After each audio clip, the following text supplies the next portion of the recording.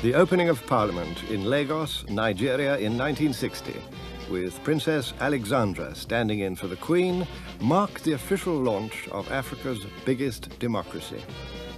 Nigeria was now independent with its own parliament on the federal model. 100 years of colonial rule had come to an end.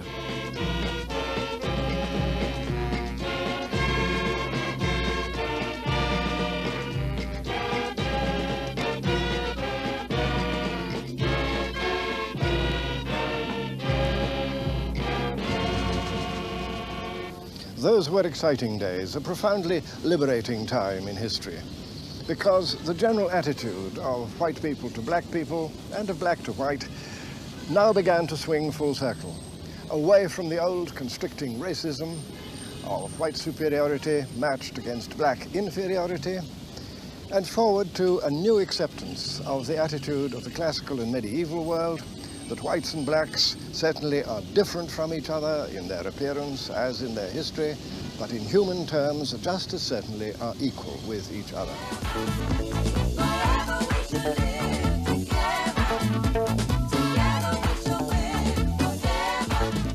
Within a year, another 17 African countries became independent, and African statesmen and politicians began to take their proper place in the councils of the world.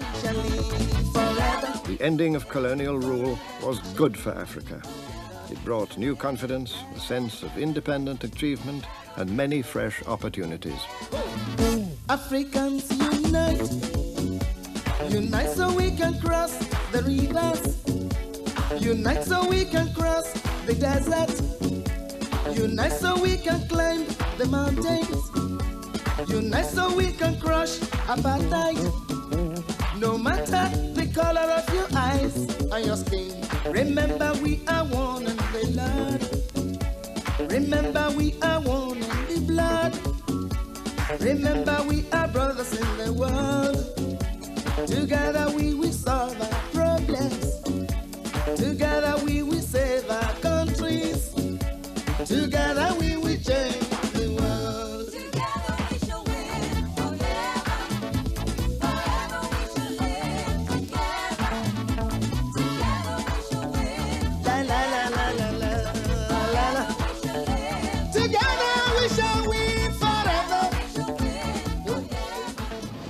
A good deal of modern Africa is a big success story, bustling, elbowing, go-getting, full of vigor, and of course full of the problems of rapid growth and change. But however difficult the problems were to become, the opportunity for Africans to build modern cities was one of the gains of independence. In a major African city like Lagos, vast sums have been invested in all the facilities of a 20th century capital.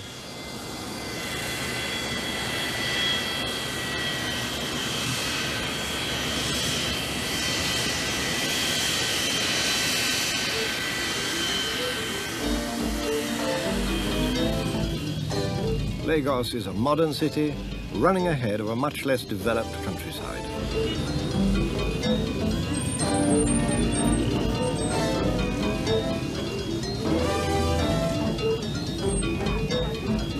Like many other cities, it's grown so fast as to be almost overwhelmed by the problems it has to bear.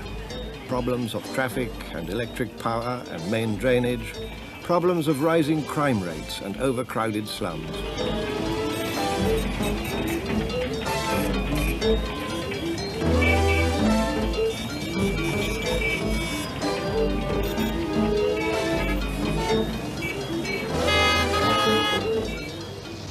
The toughest of these problems were and are anything but new.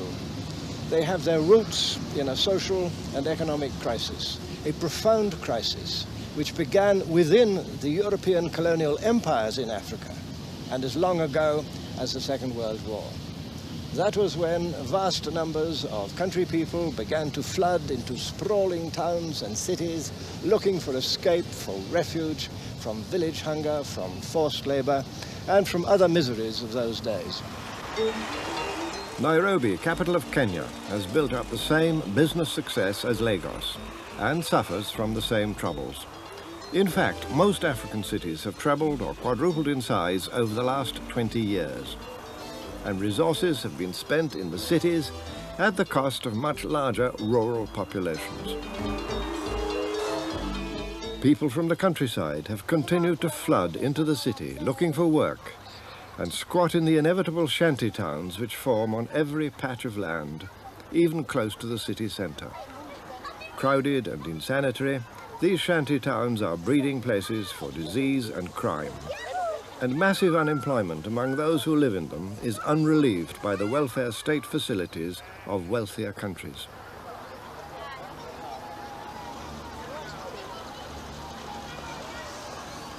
This huge growth of cities has led to tensions and troubles which few African governments have been able to contain.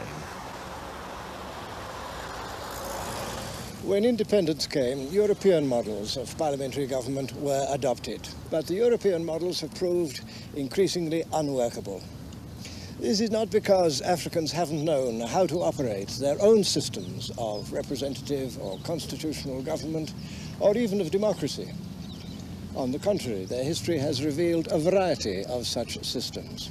The European models failed for other reasons. They were evolved, after all, within class-divided societies, very different in their structure from the societies of this continent. Here, as it happened, the parliamentary systems fell increasingly into the hands of small groups of privileged people who hastily sought their personal gain at the expense of the majority and soon were lost in confusion and corruption. The temptation for political leaders to imitate the lifestyle of their former rulers has been almost irresistible, and European businessmen have been quick to exploit this weakness in Africa's new rulers and promote it to their own advantage.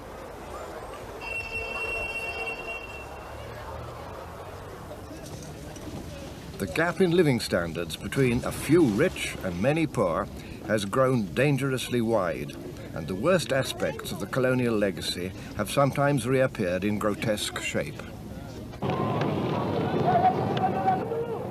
No one went so far down the road of privilege and corruption as General Bokassa of the Central African Republic. Having proclaimed himself president for life, Bokassa indulged an apparently insatiable appetite for pomp and ceremony, sometimes indeed to the envy or discomfort of neighbouring rulers, some of whom had also taken dictatorial powers. In 1974, this one-time soldier in the French colonial forces, backed by business and political partners in Paris, promoted himself marshal of an army barely big enough to put on a parade. But there were plenty of policemen. Critics and opponents were tortured and killed. Bokassa's reign became a bloody caricature of the dictatorship of colonial times.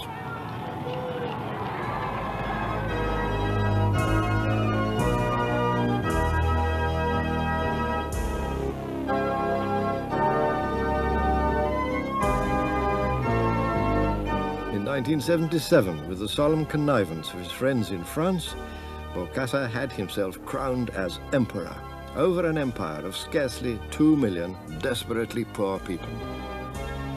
The coronation cost over a quarter of the country's income, and Bokassa wasn't the only would-be monarch. They think king is something very big, so that they wanted to crown me as the king of Africa. Field Marshal Amin, another ex-colonial soldier, seized power in Uganda to the great satisfaction of the British government.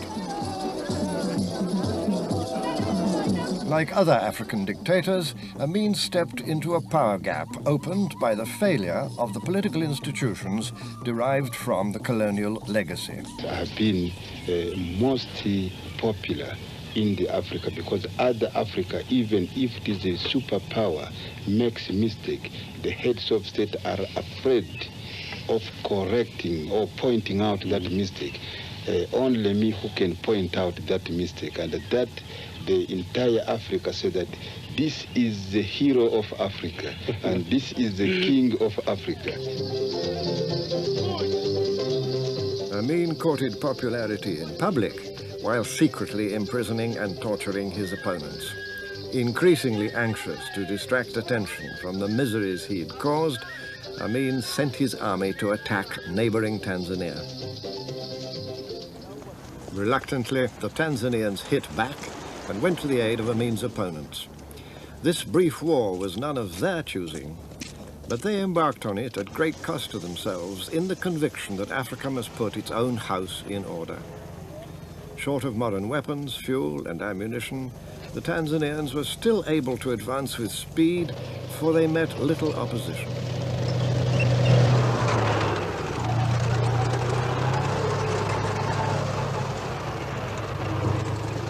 With obvious jubilation, Ugandans greeted the Tanzanian troops as liberators, and many rallied to fight alongside them. When the Tanzanians entered Amin's headquarters, the so-called State Research Bureau, the reasons for this rejoicing became plain. They uncovered gruesome evidence of torture, poisoning, the deliberate starving and shooting of thousands of political prisoners, many of whom were killed in the last hours before relief came from Tanzania.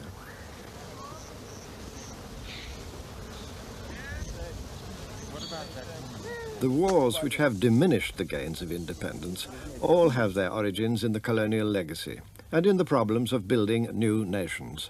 The longest war began in 1962 when Ethiopia annexed the former Italian colony of Eritrea. Emperor Haile Selassie, who'd carried through the annexation, was overthrown by a military coup in 1974. Popular revolution followed. But the new government failed to solve its fundamental political problem: how to transform Haile Selassie's empire into a freely accepted federation of its various peoples. So the war continued, with tens of thousands of Ethiopian conscripts still trying to put down the resistance of ill-armed but stubborn Eritrean volunteers.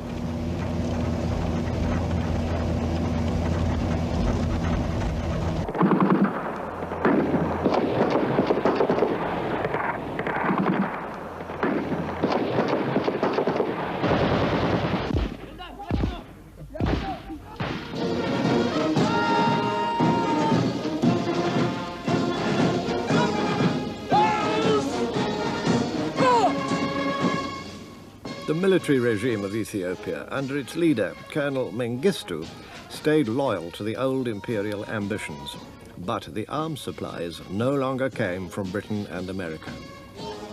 The Ethiopian government found new friends as rivalry between the superpowers spread destructively throughout Africa.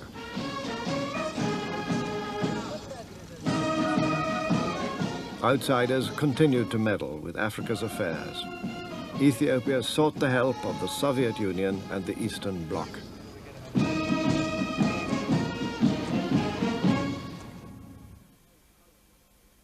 All across Africa, other wars were caused by the problem called tribalism. Many peoples found it hard to live together within the old colonial frontiers now that these had become national frontiers. The worst of these internal wars was fought in Nigeria, around the would-be breakaway Republic of Biafra.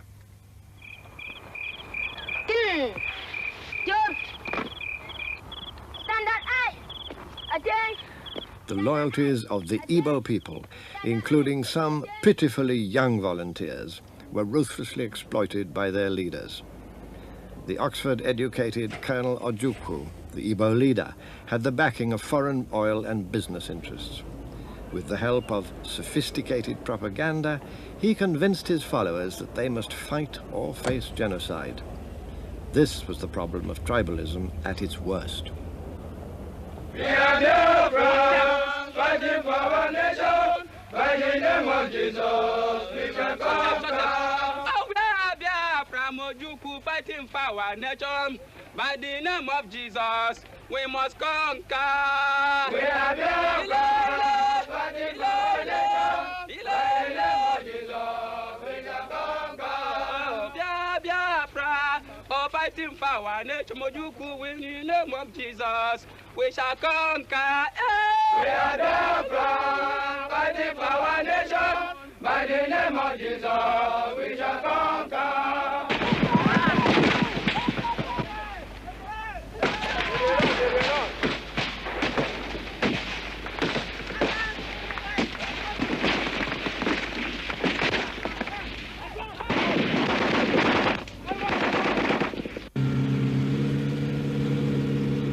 The armies of federal Nigeria were slow to get started, but when they did, their eventual success was inevitable, while destruction in their path added to the misery of the war.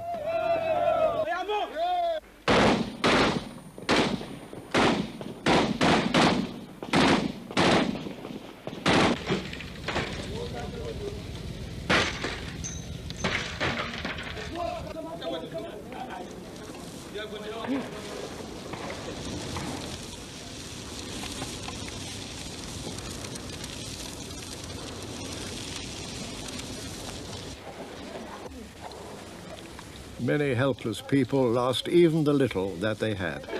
Many children, orphaned and left to starve, were taken to emergency centers, usually the Christian mission stations, where there was almost nothing for them to eat.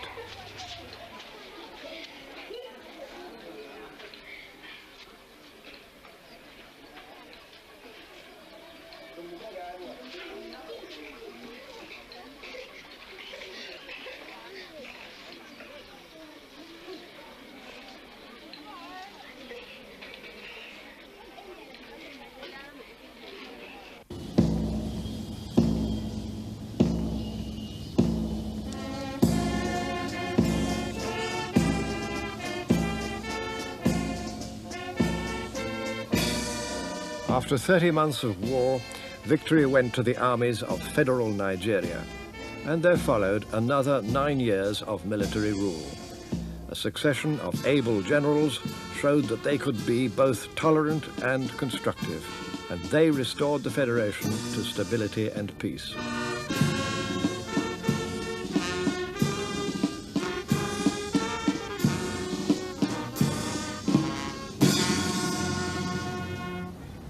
In 1979, the army withdrew in favor of civilian rule, but democracy didn't last, and military rule was re-established on the 1st of January 1984.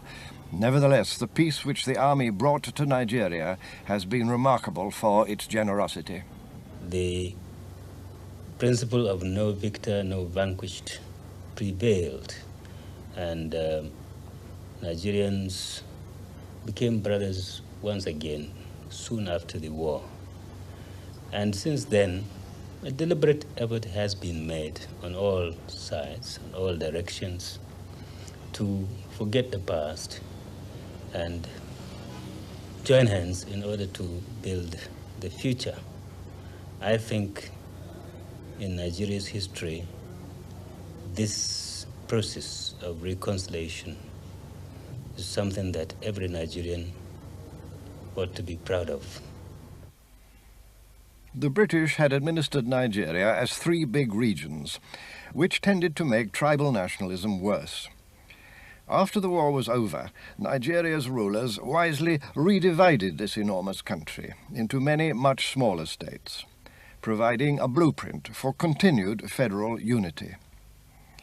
Democracy remains the hope for the future. In some of the smaller communities in Africa, it may be possible to have a dictatorship or any other form of government because it may be manageable because of the size. But in a big country with a large population and diverse population, there's just no other alternative but democracy. Since 1980, federal Nigeria has embarked on building a new capital at Abuja in the geographical center of the country, which will be a focal point for the whole federation. The expense is enormous, and there have been costly failures in the building program. But it's a brave attempt to get away from the old conflicts and rivalries and make a fresh start.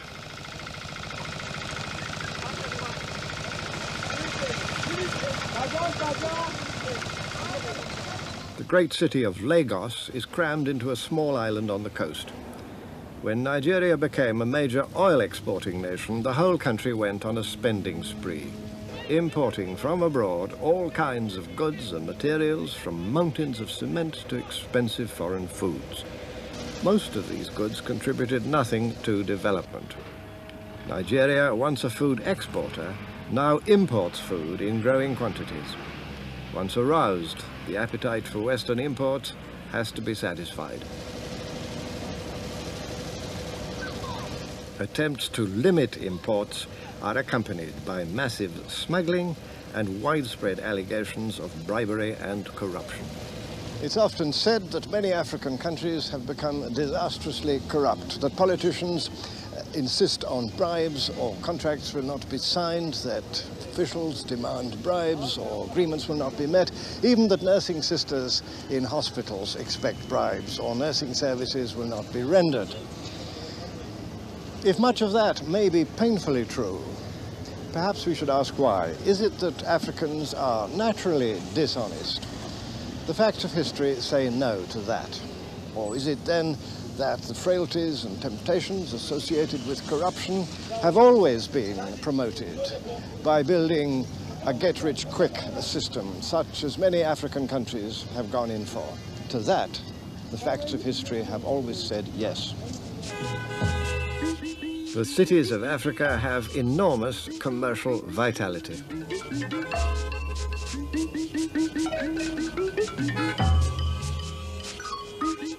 Lagos suffers such interminable traffic jams that a whole profession of street traders has developed. And these do nothing but ply the queues of paralyzed cars, trying to sell anything they can, from apples to alarm clocks.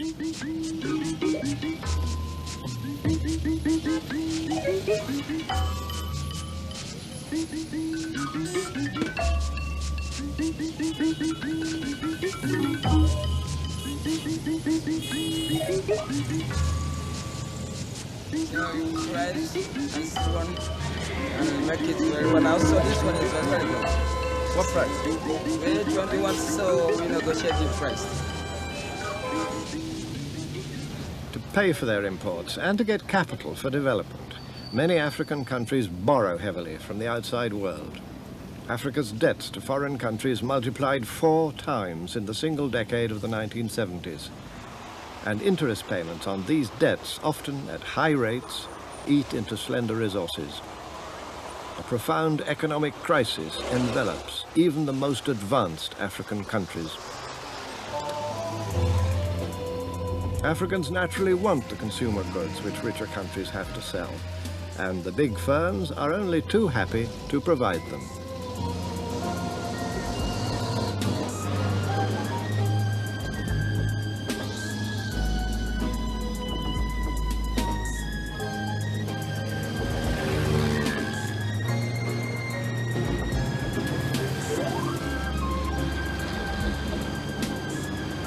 All across the continent, while poverty increases, so does the desire for the symbols of progress. As the cost of these imports rises, the value of African exports falls. That is the process which Africans condemn as neo-colonialism. Chaque année, les prix des matières premières et services des pays du tiers-monde stagnent ou baissent, tandis que les prix des marchandises, les prix des biens et des services européens augmentent. Je vais vous prendre un exemple très précis. L'an dernier, les prix des matières premières africaines ont baissé de 20 à 50%. Je vais vous donner un autre chiffre des spécialistes européens. Il y a 2 ans, l'inflation était au maximum en Europe de 15%. Mais dans les pays du tiers-monde, l'inflation était entre 20 et 300%. C'est là que gît le néocolonialisme.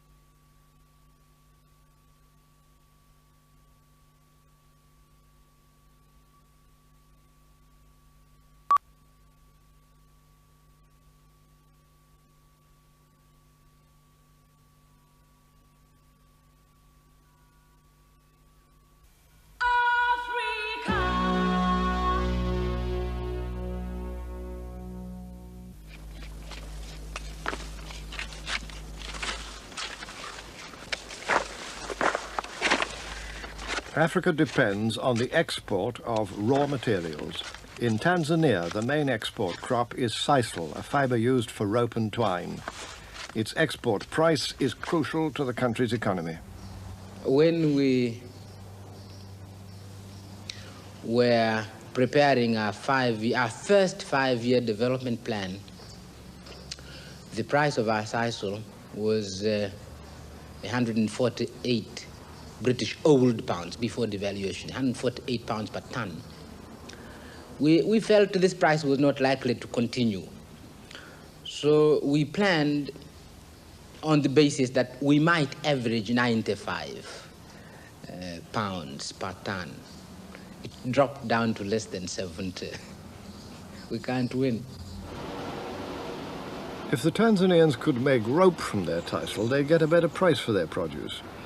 But this is actually prevented by the rich countries, which impose prohibitive duties on finished imports. The EEC put a 12% tariff on twines and cordage. What can we do? What really can we do? What can a primary producer do? What do we do with our sisal? Eat it? I mean, what can we do with the sisal? We produce sisal, we have to sell the sisal. If the world market price goes down, what can we do? I mean, really, in a world of vultures, what can you do? I mean, really, the weak have to suffer. Cocoa is the chief export of several African countries, including Ghana.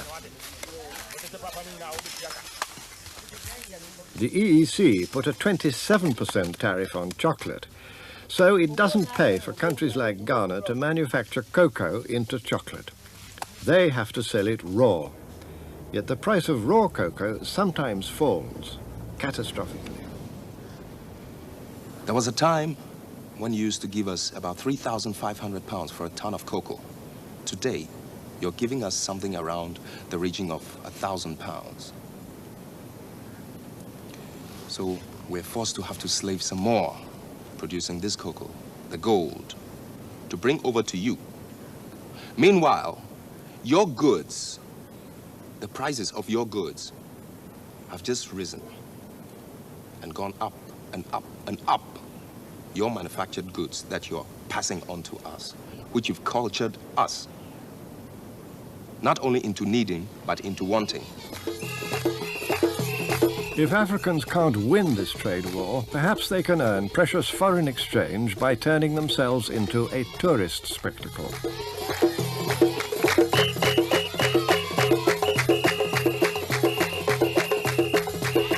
Over the past 20 years, many African governments have attracted tourists to come and stare at the wildlife in one form or another. Countries like Kenya and Tanzania have turned vast regions into game parks. It's right to conserve these splendid animals, but Africa can't live as a zoo, and competition for land grows fiercer with every year that passes. The cattle of the wide plains of the Sahel, just south of the Sahara Desert, an area 2/3 the size of the United States, have always been the livelihood of many pastoral peoples. So long as wet season rains fall, these dry lands can supply enough grass to see cattle through the dry season. But when the rains fail, disaster quickly threatens. Then the efforts of the pastoralists to keep their cattle alive can only make matters worse. Every year, Africa is losing more than 6 million acres of woodland, partly from a desperate attempt, as here, to provide forage for hungry cattle. When the trees disappear, the water table falls and the soils turn to dust. Here, next year, there will be nothing to eat. Ambitious plans to make grassland farming more productive by building big grain stores or importing expensive machinery have foundered for lack of money to support them or because they don't fit into the life and customs of the pastoralists. The worst drought in living memory hit the Sahel countries in the 1970s, and with it came disaster. Since then, the drought has returned and has now spread far to the south, where productive lands are turning into a dust bowl. Human as well as natural causes lie behind this advance of the desert. Reductions in disease brought about a population explosion of people and livestock. Widespread sinking of wells encouraged bigger herds. The fragile balance with nature, once sustained by pastoral peoples, was destroyed. Terrible human suffering followed. Even in the 2 years of 1972-1973, 250,000 people died of starvation. As always, the children suffered worst, for they can't adjust like adults to sudden shortages of food. Even when parents starved to feed their children, the children still died first. Here in Ethiopia, the rains failed in 1974 for a third year in succession. Hundreds of thousands of people fled from their barren pastures and wherever they could flocked to relief centers, which were soon overwhelmed. In the 1980s, once again, ferocious drought returned. Countless people sent generous aid. But for many, the aid is too little and too late. And Band-Aid alone can't reach the roots of the problem. Only a fundamental change in economic relations between rich and poor can do that. And until that change is made, death by famine will surely strike again. In the aftermath of colonial rule, poverty and hunger now threaten to overwhelm the continent. But much of Africa is rich in natural resources, and these could provide enough for everybody. In a number of countries, Africans are beginning to succeed in putting their material and human resources to better use. Here in Mozambique, the gains of independence have inspired a countrywide effort at reconstruction. But there is still another enemy. The Mozambicans had to fight a long war to end Portuguese rule in 1975, but have since had to face a new violence from gangs armed and sent by a sharply hostile South Africa. At this meeting in Tet, the army presents some terrorists captured from gangs which have killed people and sabotaged communications.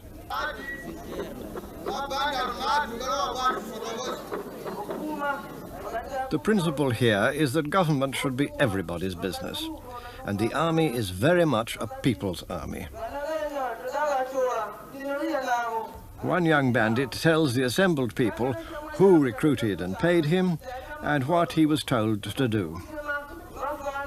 Violence from South Africa makes progress much more difficult. Como é que é possível coexistir a opressão e a liberdade?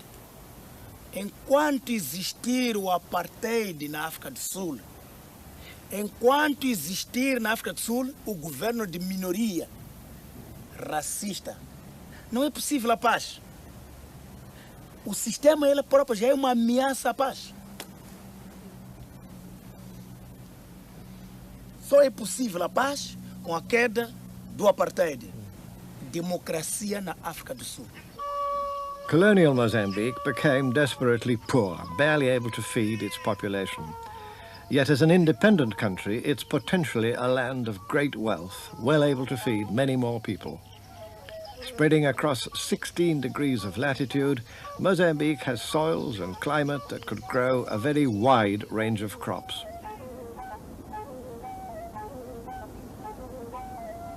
The great river Zambezi could provide another source of wealth for Mozambique, electric power. Yet this dam at Cahora Bassa wasn't built for the people of Mozambique, but late in colonial times to send power to South Africa. Since independence, the power lines have frequently been sabotaged by South African-backed guerrillas. And despite recent diplomatic maneuvers by South Africa, the attacks have continued. The dam is almost useless to the country that owns it, but it could furnish the driving force for new industries once Mozambique becomes able to develop them.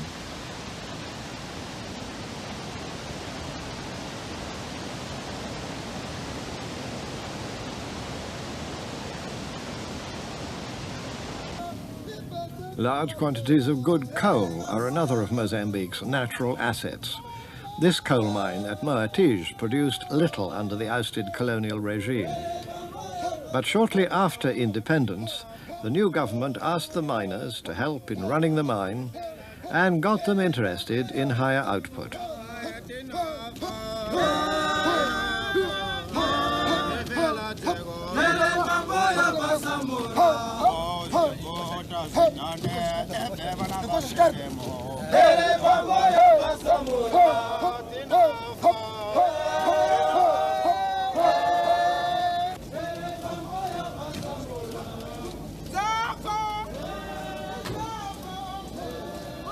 At the same time, the new government began putting in modern equipment, including some of the latest machinery from abroad.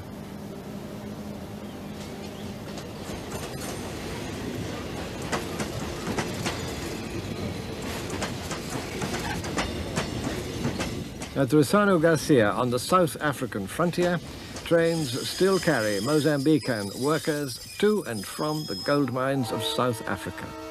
Another hangover from colonial times when southern Mozambique was a dependent part of the South African economy.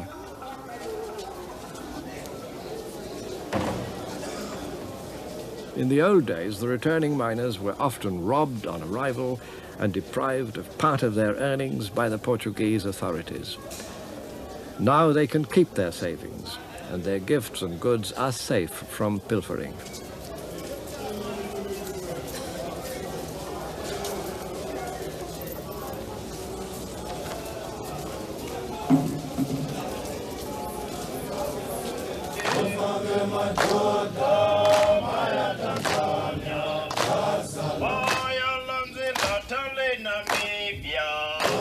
They join a meeting organized to welcome them back to their country, and they're invited to play their part in pushing ahead with the revolutionary changes now underway.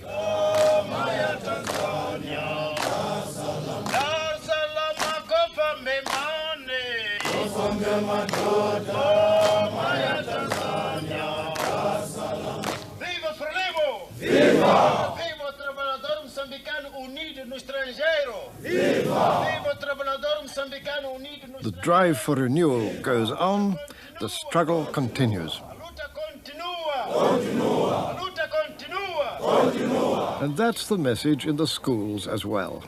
A message that calls for social as well as economic reconstruction. In colonial times, this school served the privileged children of Portuguese settlers and a handful of their hangers-on. Only about 1 in every 100 Mozambicans could read or write. The task of teaching a whole generation may be enormous, but however difficult, it's seen as the key to a different future.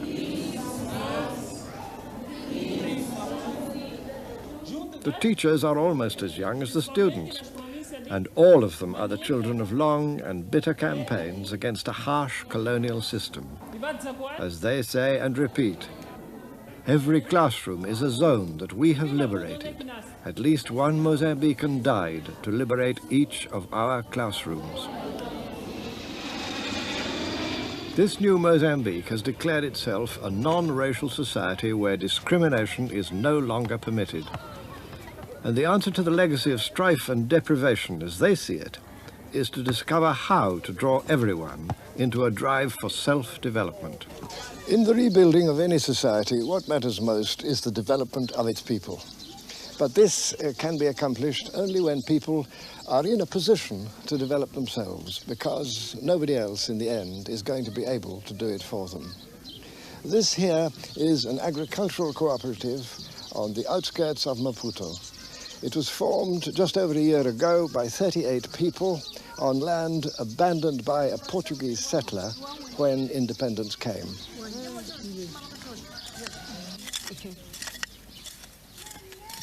Everything here is a small but growing part of a system known as People's Power, which extends in various ways across the whole country and is aimed at enabling people in community to develop and exercise social control over their own lives and decisions.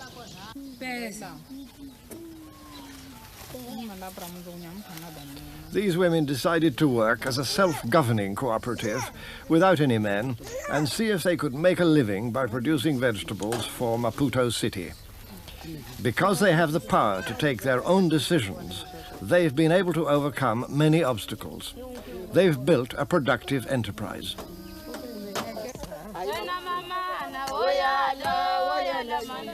To old tunes, they sing new songs. For running their own lives is really something new. But the work tradition on which they're drawing is both old and African.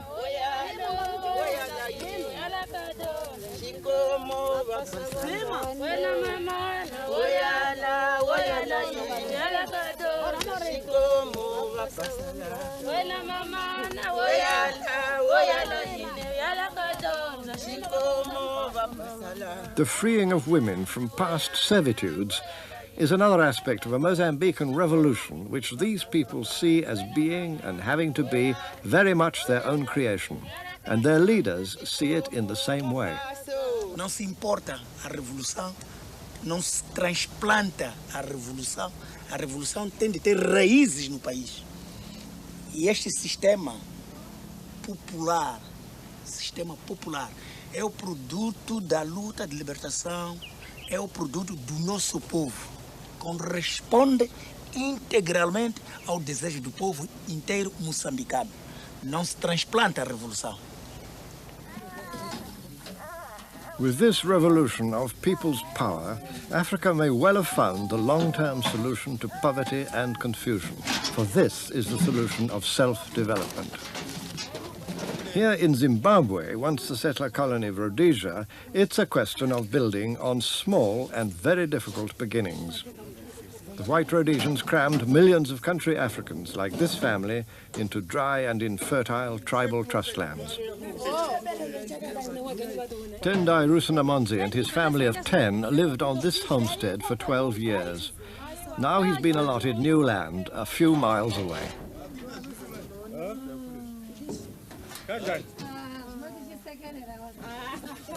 Tendai and his family had to survive on 2 acres of overworked land, fast turning to desert. The move came just in time. Ndikubva pano nenzira yekuti pana pa takamanikidzana ende zvekare minda yeti ndenge ndinaye pano ndenge ndine maeka matatu.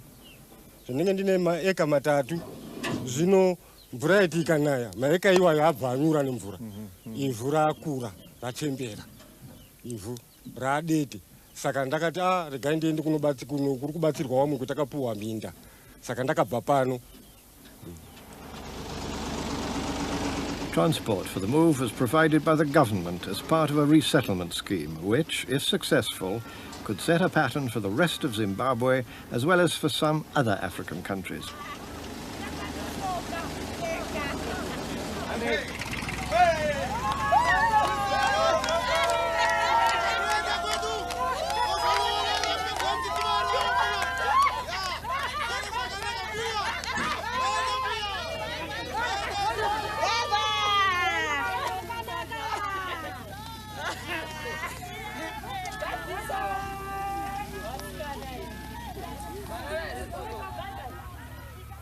About 2 million Africans in Zimbabwe desperately need new land.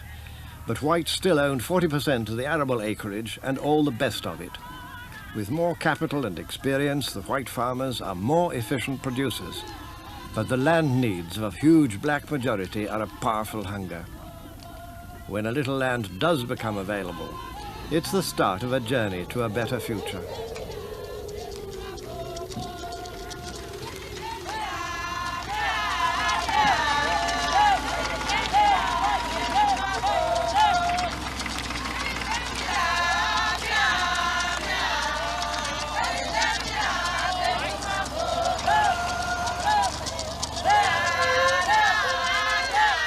This new settlement at Mayo has been built on what once were 2 enormous white-owned farms. Only a handful of Europeans and their hired workers lived here before. 1,250 African families live here now, perhaps 8,000 people. Each family used to have 1 or 2 acres. Now it has 12 acres.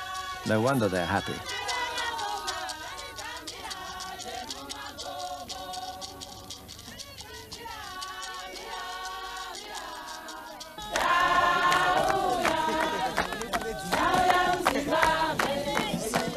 New land means new life. It can also mean new freedoms.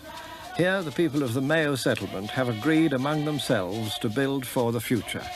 They're building a school for which the government will provide a teacher. And to do this, they call on their own traditions of mutual aid and community work.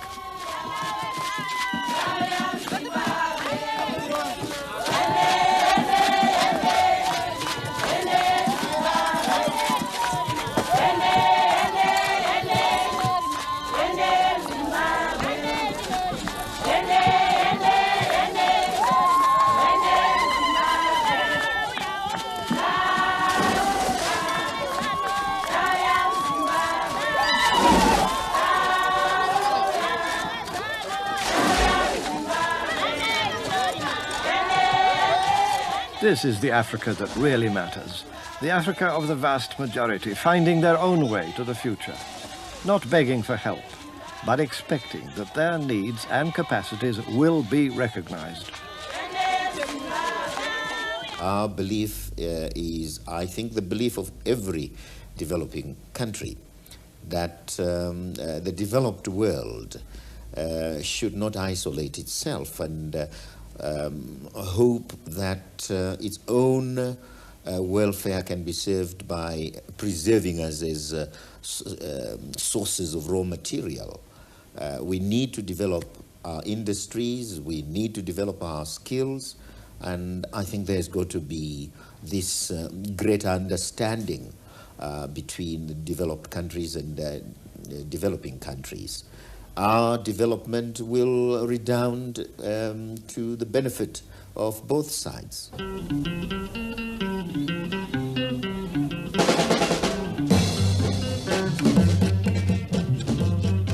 Africa moves into the modern world, and even in old Timbuktu they're playing their own style of rock music.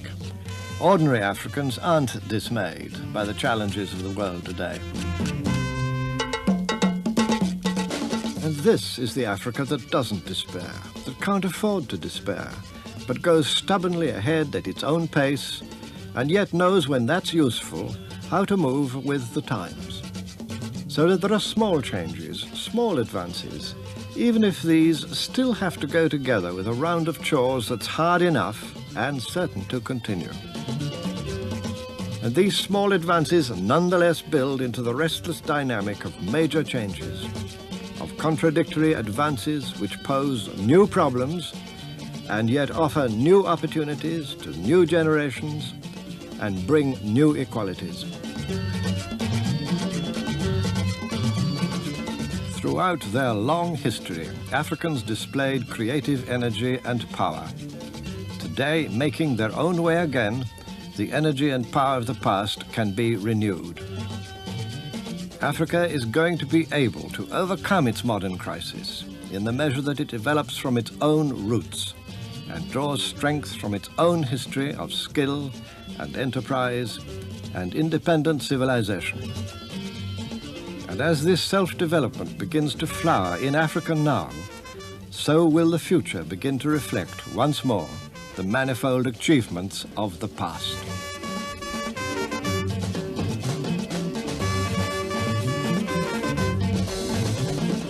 These were some of Africa's decisive moments in history.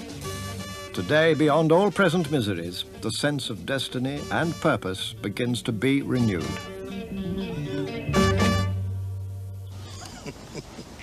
O sistema socialista liberta a iniciativa criadora do povo. O povo é que vai resolver.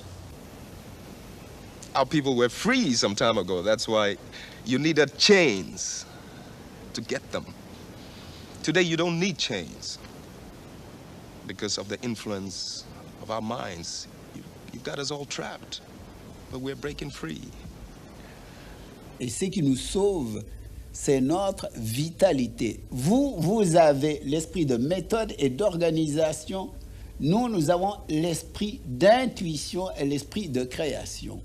I think we have made a good start. I do not say that everything is all right, but we are making improvement, satisfactory improvement, and I believe that things will be better in the future.